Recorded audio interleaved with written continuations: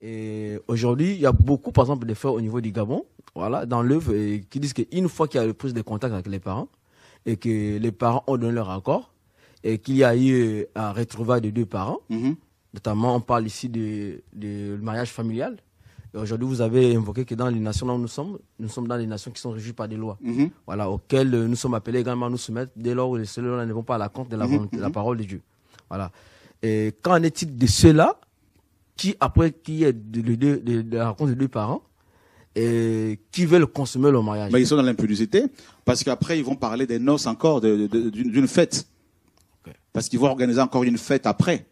Hein, où ils vont danser avec la famille, où la femme va s'habiller en blanc, comme d'habitude. Hein.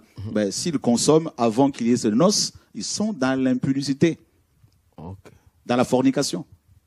Puis bien évidemment, parce que les Écritures nous disent que c'est après les noces, hein, la fête de mariage, que les gens consommaient.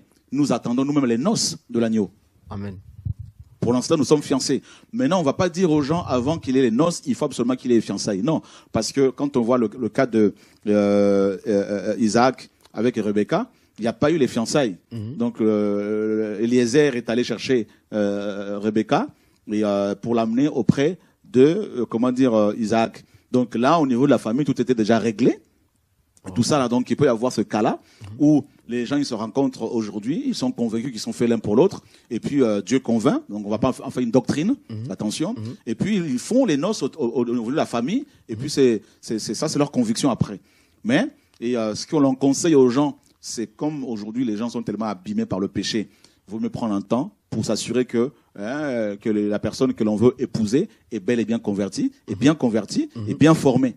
Donc, il faut prendre le temps d'examiner parce que aujourd'hui, on est à la fin de temps. Il faut éprouver les esprits, comme la parole le dit. Voilà. Donc, on peut pas consommer comme ça tous azimuts parce que les parents se sont rencontrés. C'est un peu trop, je veux dire, c'est trop basique, c'est trop facile. Et moi, ce qui me fatigue, c'est de voir des gens qui se disent chrétiens et qui vont dire, Chora a dit. Effectivement. C'est comme ça que les gens créent des sectes. C'est comme ça qu'ils créent des dénominations.